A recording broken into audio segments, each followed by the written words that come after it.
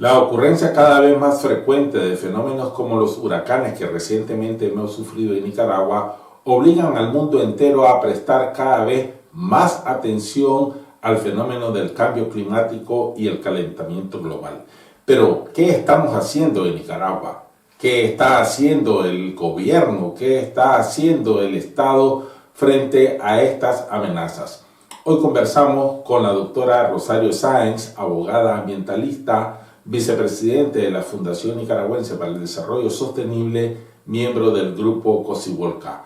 Muchas gracias, Rosario, por estar con nosotros. Muchas gracias por haber aceptado nuestra invitación. Gracias, Héctor, por darme este espacio para poder informar a la audiencia tuya sobre los procesos que estamos siguiendo en Nicaragua, sobre la situación legal que hay en Nicaragua en relación al ambiente y a los recursos naturales. Rosario, aunque no existe todavía una evaluación total e integral de los daños causados por los huracanes ETA y IOTA, se sabe que penetró y su trayectoria atravesó zonas que están bastante degradadas en términos ambientales por la presencia de cultivos agroindustriales, de pastizales. Pero ¿cuánto agravó esta situación el paso de los huracanes?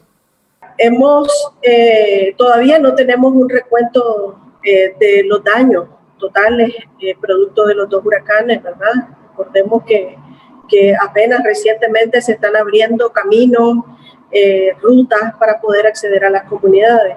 Casualmente hoy una comunidad de Guasaquín, por Rosita, nos estaban mandando imágenes de cómo quedaron los bosques. Quedaron, como dice Katia Cardenal en su canción, en posición horizontal. Muchos bosques tumbados, producto de la fuerza de los huracanes. Creo que la fuerza de estos dos huracanes fue superior al huracán Félix que tuvimos hace algunos años. Y superior a los otros huracanes que habían pasado por el Caribe de Nicaragua. Recordemos que la violencia que tienen ahora estos fenómenos naturales es superior debido precisamente a los cambios climáticos y a la alta vulnerabilidad con la que se encuentra el territorio nacional.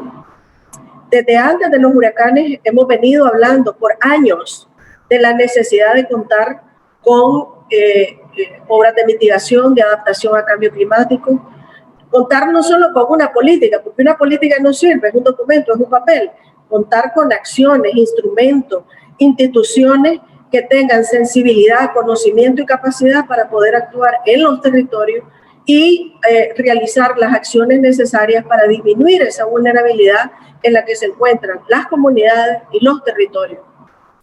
Desde hace años, Rosario, las comunidades indígenas del Caribe Norte de Nicaragua han denunciado la invasión de los colonos que llegan, incluso de manera violenta, les arrebatan sus tierras, destruyen el bosque y hacen que avance la frontera agrícola casi de manera incontrolable. Pero, ¿cuál es la situación alrededor de la titulación de las tierras de las comunidades indígenas? ¿En qué paró eso? ¿Y qué ha hecho el Estado, la administración actual respecto a este problema? Mira, sin duda es una falta de protección del Estado. En la ley de demarcación y titulación de las comunidades indígenas tenía 4 procesos para poder realizar la legalización de esos territorios. El último proceso, que era el saneamiento de las comunidades, es el que no se llevó a cabo. Se llevó a cabo la titulación, se llevó a cabo la demarcación, pero no se llevó a cabo totalmente el saneamiento de esas comunidades. El saneamiento además tiene 2 fases, una fase previa a la ley y otra fase posterior a la ley. Es decir, ¿qué significa? Que iba a diagnosticarse qué comunidades ya estaban asentadas en los territorios indígenas para poder llegar a una negociación con las comunidades indígenas, para que los colonos pudieran tener, digamos, alguna seguridad jurídica, pero negociada con las comunidades. ¿Qué tierra, cuánta tierra iban a poder trabajar esos colonos? Y las asentadas posterior a la ley, que es donde el gobierno debía de tomar acciones para poder reubicar a esos colonos. La frontera agrícola en ese sentido Recordemos que allá por el año 92 hicimos el Plan de Acción Forestal para Nicaragua y el Plan de Acción Ambiental para Nicaragua, donde definíamos por dónde andaba la frontera agrícola. Ahora, esa frontera agrícola ya prácticamente no existe, la frontera está en el mar. Ustedes vieron las imágenes aéreas de una serie de comunidades que están totalmente arrasadas, no solamente por la furia y la fuerza de los vientos y de los huracanes que han azotado el Caribe, sino también por la fuerza de las empresas codiciosas que permanentemente han azotado los bosques naturales del Caribe de Nicaragua y en general del país, ¿verdad? De tal manera que como reductos de bosque prácticamente solo nos queda lo que tenemos en la reserva de biosfera del sureste de Nicaragua, que es lo que llamamos el Ciapaj o Indio Maíz, y la reserva de Bozaguá. Prácticamente solo esos bosques nos están quedando. Todo el resto de comunidades han sido azotadas por los fenómenos naturales y humanos que han habido en los últimos tiempos. Esa es prácticamente la realidad que tienen las comunidades. Y no hemos logrado, a pesar de eso, y a pesar de toda la información que hay alrededor de que los cambios climáticos en la región centroamericana, los dos países más afectados serán Nicaragua y Honduras, como lo acabamos de ver ahorita, ¿verdad? Como lo acabamos de sentir. Pero es como un eslogan eso. No se entiende qué significa. No se aplican acciones para impedir que se den el impacto, el daño que ocasionan a las comunidades. Vimos ahorita el video de cómo quedó la comunidad de Halover. Hace sentido que la comunidad siga sentada en ese lugar, donde solo la parte superior de la iglesia quedó en pie, porque la parte de abajo quedó totalmente destrozada. Habría que ver de qué material fue hecha para hacer de esos materiales las viviendas nuevas, conservando la cultura y la idiosincrasia de esas comunidades para que no les hagan viviendas como que vivieran en Managua, ¿verdad? Sino que viviendas que conserven también la cultura que tienen esos pueblos en su manera de habitar y su cosmovisión. Hace 2 o 3 días salió una resolución administrativa, la anunció la Murillo, alrededor de cómo las comunidades deben aprovechar, dice la resolución, los árboles afectados por los huracanes. ¿Qué opinión te merece esta resolución administrativa? Es un absurdo, te digo, porque las comunidades van a usarlo, diga o no diga ella eso.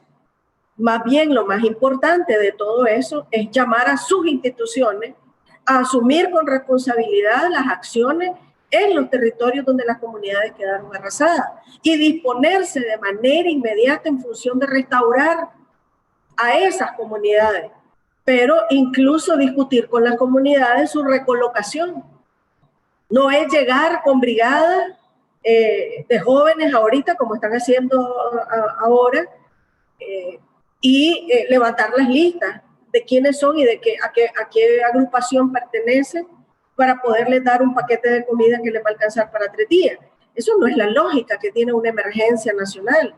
La emergencia tendría que ser inmediatamente activar un sistema regional, comunal, municipal y decir, ok, vamos a planificar ahora una nueva manera de habitar los territorios para que impidamos o para que detengamos o para que frenemos de alguna manera o mitiguemos el daño que puede causar de manera futura.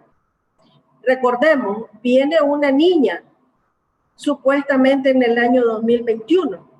Entonces, eso significa que probablemente vamos a tener la ocurrencia de nuevos fenómenos que no sabemos cómo van a ser, maremotos, otra vez huracanes, estaciones lluviosas copiosas, y a pesar de que el huracán golpeó de manera fuerte en el Caribe, ya vimos los estragos en Rivas. En toda la zona de Rivas, todo Rivas completamente inundado, tanto en la zona costera pacífica como en la parte terrestre continental de Tenandaime, prácticamente hasta arriba, San Jorge, Tola, todas las comunidades completamente anegadas, ¿verdad? Así es que yo creo que no hemos entendido ni comprendido desde el punto de vista de las instituciones públicas qué es lo que está significando el hecho de que somos países que estamos con altos niveles de vulnerabilidad y riesgo climático. Rosario, ¿cómo calificarías la gestión ambiental de los Ortega Murillo durante los últimos 13 años? La gestión del gobierno ha sido contradictoria a una correcta gestión ambiental. Ha sido todo lo opuesto a una gestión ambiental responsable. ¿Cómo será que en el 2017-18 el Banco Interamericano de Desarrollo, por solicitud del gobierno de Nicaragua y particularmente del INAFOR, hicieron un diagnóstico de cómo estaba la situación del sector forestal en el país? Y arroja, con los datos dados por el gobierno, que de por sí ya son cuestionables, ¿verdad? No son reales. O sea, al dato le tenés que incrementar un porcentaje que sería la realidad. Pero en los datos que da el estudio, dice que del 2011 al 2016 se experimentaron los mayores niveles de deforestación del país. Que del 2011 al 2016 se experimentaron los mayores la mayor cantidad de planes de manejo forestales sin que hubiera ningún control sobre ellos. Que la capacidad de control de las instituciones, tanto del Ministerio del Ambiente como del INAFOR, son prácticamente nulas. Se dedican únicamente a dar permisos, licencias y concesiones. Pero eso no solo pasa en el sector forestal, pasa en pesca, pasa en minas, que es lo más terrible que tenemos. O sea, la minería metálica en el país es el recurso natural no renovable más dramático. 3.400 empleos genera al país una actividad altamente destructiva y nociva que nos deja una cola de destrucción en términos humanos, en términos de salud, bajos ingresos y ciudades pobres, pobrísimas. Todos los lugares donde hay minas es coincidente con el nivel de pobreza, el alto nivel de pobreza. No solo la degradación de los recursos, sino el nivel de pobreza humano que tienen nuestras comunidades. Luego tenemos la pesquería. No se ha podido detener y no se ha querido detener la pesca con bomba, la pesca de arrastre, que daña enormemente los recursos marinos costeros. No se ha querido implementar ninguna norma de control sobre eso. Hace algunos días, la Murillo, vocera del régimen de Ortega, habló de justicia climática y de la posibilidad de demandar, dice ella, a los culpables del cambio climático. ¿Esta afirmación tiene alguna base real, legal, es consistente o es demagogia del régimen de los Ortega Murillo? Me parece que esa posición es una posición que han mantenido como política los países que están dentro del ALBA y los países que comparten ideologías similares. Recordemos que para el Acuerdo de París, el gobierno no quiso firmar el Acuerdo de París y fue cuando empezó a hablar el asesor para políticas públicas, que es el representante omnipotente que tenemos ante las cumbres climáticas y de medio ambiente en el mundo. Efectivamente, nuestro embajador de repente se convirtió en el asesor ambiental más ducho del país. Pero bueno, este señor llevó un discurso en el que ya en ese momento exigía a los países desarrollados indemnizar a Nicaragua y a los países pobres. Ha sido un planteamiento permanente que en realidad lo que esconde ese planteamiento es una actitud de no asumir sus responsabilidades por lo que ha pasado en el país, por lo que pasa en Nicaragua. De tal manera que frente a un discurso reciente, te saca una ley contraviniendo completamente ese discurso, ¿verdad? Es decir, ella habla de justicia climática y por otro lado, la permisología a través del ALBA forestal y la extracción de recursos forestales en las reservas de biosfera ha sido la mayor presentada en los últimos años. ¿Me entendés? El gobierno tiene esa bipolaridad en el discurso por conveniencia política internacional. Se hacen la víctima internacional en términos ambientales. Estos Esto obviamente no tiene que ver con el hecho de que efectivamente los países desarrollados tienen responsabilidad sobre nosotros. El punto ahí es por qué este gobierno no asume su responsabilidad sobre lo que pasa en el país. Y no tiene que ver con un tema legal, tiene que ver simplemente el tema de la justicia ambiental, de la justicia en términos de derechos humanos, que es lo que han violado de manera repetitiva, reiterada y sistemática este gobierno, no solamente en los temas ambientales, sino en todos los temas de derechos humanos, es que hacen esa alusión y no tienen ningún interés de reparar sobre las cosas que está haciendo en el país. Entonces es fácil salir y hablar a nivel internacional y echarle la culpa a los países desarrollados y decir que son ellos los que nos tienen que dar el dinero para compensar los daños ocasionados. Eso no tiene justificación. La justificación no es válida en ese sentido. Ellos suscribieron, este gobierno suscribió la Carta a la Madre Tierra. Y si ustedes se fijan en el último mensaje dado para justificar la explotación forestal última ocasionada por el huracán, que ahí se van a ir árboles buenos y árboles huracaneados, hace mención a la Carta de la Madre Tierra. Pero es como una oratoria que tiene de manera permanente sin llegar eso a significar acciones concretas. Esa ha sido la realidad de este gobierno. Culpa a cualquiera de lo que está pasando. Por otro lado, no hace nada y por otro lado les pide dinero, ¿verdad? Como lo que está haciendo ahorita con el Fondo Monetario. Critican al Fondo Monetario y todas las instancias multilaterales o bilaterales de ayuda o de salvamento económico que se han creado para los países en vías de desarrollo y ellos no hacen ninguna acción de fondo y de verdad. La semana pasada, la Asamblea Nacional, controlada por los Ortega, aprobó una reforma a la Ley Nacional de Aguas. ¿Cuáles son los alcances de esta reforma y qué amenazas implica? Cuando hablamos de la amenaza que tiene a los cuerpos de agua, te voy a decir que la amenaza que tenemos actualmente es superior a la ley, a la amenaza que pusieron en la ley. Es decir, la manera en que cómo se comporta la institucionalidad en el país con respecto al manejo de los recursos naturales, a la conservación de los recursos naturales, al uso y al aprovechamiento sostenible de los recursos naturales es la amenaza mayor. Lo que hicieron en la reforma de la ley del agua, de la Ley General de Aguas Nacionales, es legalizar el daño a los recursos naturales, en este caso los recursos hídricos. Quitarle la protección que tenía el lago de Nicaragua como reserva de agua potable y como responsabilidad de todos los nicaragüenses de cuidarla, es una, no sé ni cómo llamarlo, te digo, es un delito de lesa humanidad. Para mí, el derecho al agua que tenemos los nicaragüenses y atentar contra ese derecho que tenemos los nicaragüenses a conservar el agua en Nicaragua como reserva de agua potable es un delito de lesa humanidad. Haber eliminado el artículo de la ley de agua donde se señala la necesidad de revertir todo el daño causado al lago de Managua, que sigue siendo el depositario de los cauces que llevan de todo al lago de Managua, es otro suicidio que estamos cometiendo contra el pueblo de Nicaragua.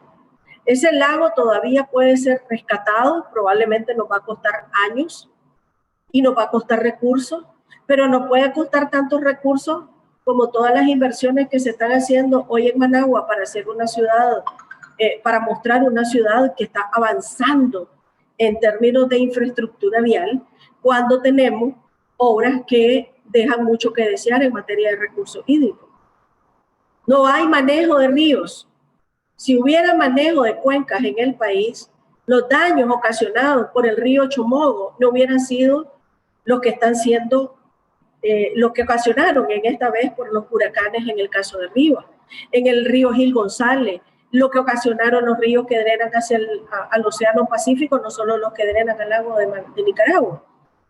La verdad es que lo que vino a hacer esto fue a ponerle ya el punto final y el requiem a los grandes lagos de Nicaragua. Esa figura que aparece en nuestro mapa de Nicaragua y que fue completamente hoy puesta, ¿con qué fines? Puesta la libre, ¿con qué fines? No sabemos. ¿Cuál es el destino que le van a dar a partir de ahora a los dos lagos?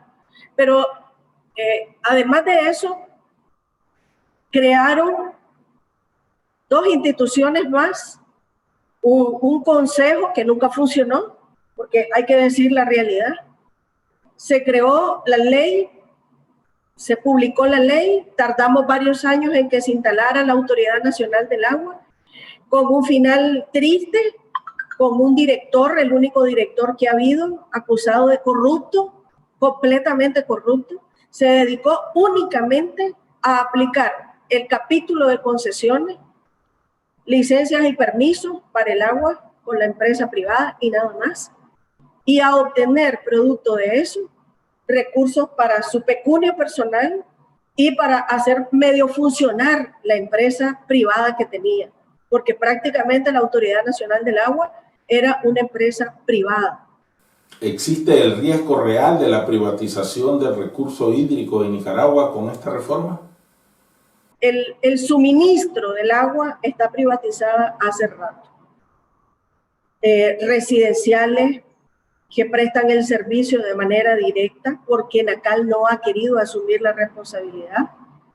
Eso sucede en un montón de lugares del país. Yo creo que la mayor amenaza que hay es haber eliminado de la ley la posibilidad de tener el agua de Nicaragua como fuente de agua potable. ¿Qué es lo que se esconde detrás de eso? No sé.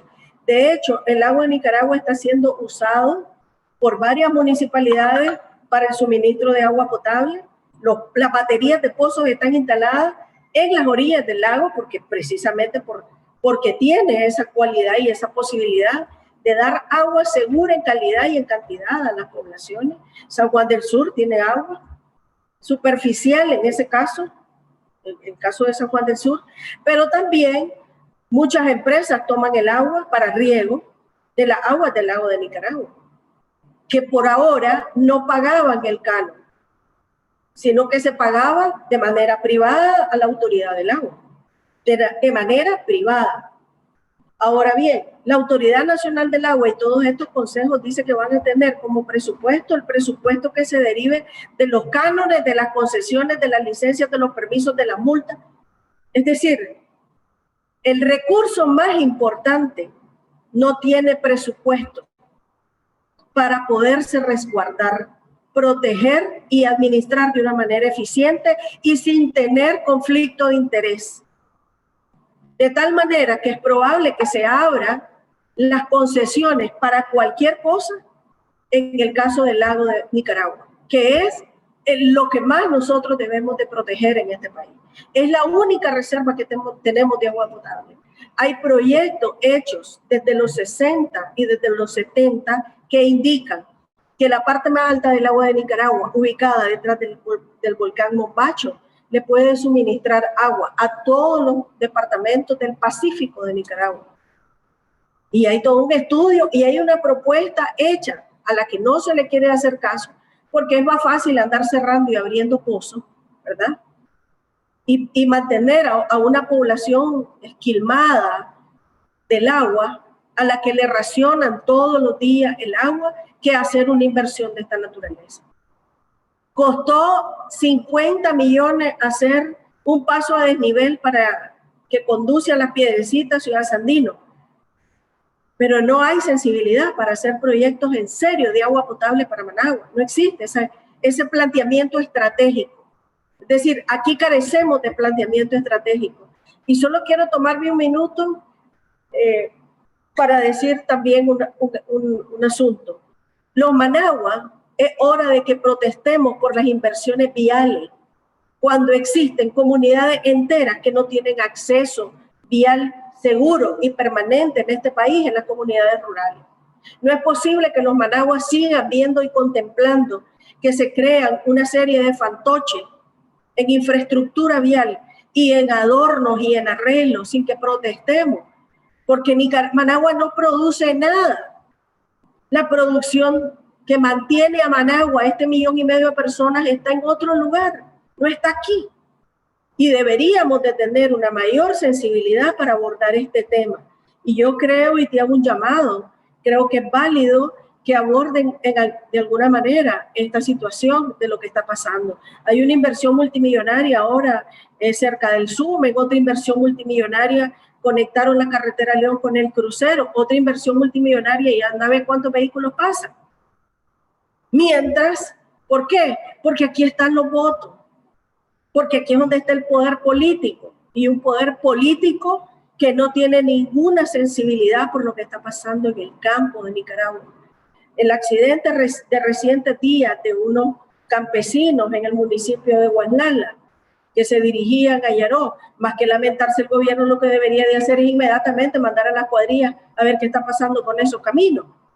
Muchas gracias, Rosario, por tu participación en Platicandito. Gracias a ustedes y espero que tener la oportunidad de volver nuevamente a abordar estos temas y continúen, ¿verdad?, en la lucha por poner en la opinión pública lo que está pasando en el país. Muchas gracias a ustedes, amigos, por haber estado una vez más con nosotros, y este tema de la gestión ambiental y el uso sostenible de nuestros recursos naturales para disminuir las consecuencias de estos fenómenos naturales que son inevitables es un tema que debe estar en la agenda de la sociedad nicaragüense, incluyo a la oposición. Nos vemos el próximo viernes.